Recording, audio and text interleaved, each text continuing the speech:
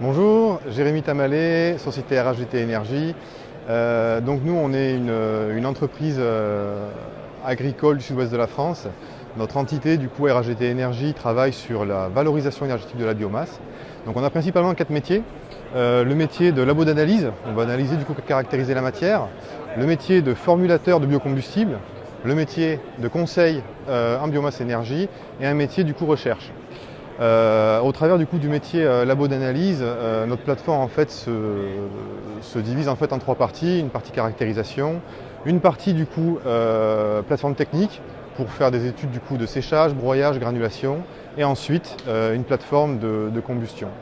On est assez impliqué dans la filière, donc la filière granulée et la filière combustible, donc au travers des différentes interprofessions.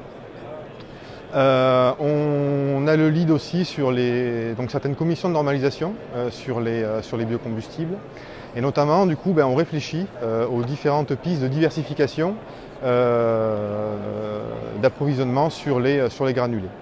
Alors, on a tous vu ce qui s'est passé l'année dernière, notamment les tensions qu'il y a eu sur le marché du granulé. Il faut savoir que au niveau de la filière, sur la filière notamment bois, il y a des pistes de travail qui sont déjà exploitées par certains industriels, notamment la réflexion d'incorporation de bois feuillu dans le granulé.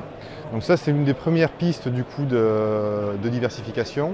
Il existe d'autres pistes mais qui ne sont pas axées sur le bois, notamment ce qu'on appelle la FLDV, donc la fraction ligneuse des déchets verts, et aussi toute la partie agropelée, où là qui est très diversifiée parce qu'on va partir sur un panel de matières très diversifié. Je vais en citer quelques-unes, mais il ne faut pas prendre celles-là pour argent comptant.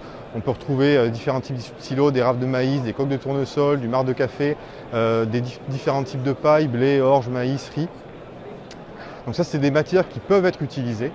Par contre, il y a des enjeux derrière, sous ces différents types de solutions. Pour la partie utilisation du bois feuillu, il faudra forcément réfléchir et travailler sur des formulations, des caractérisations aussi poussées sur les matières.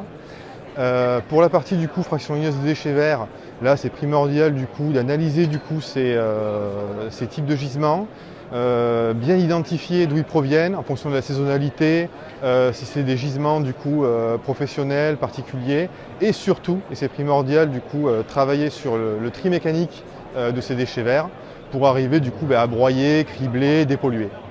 Et sur la partie agropelée, les étapes qui sont essentielles, c'est travailler sur la caractérisation et la formulation pour mélanger les matières entre elles et trouver les recettes optimales. Je vous remercie.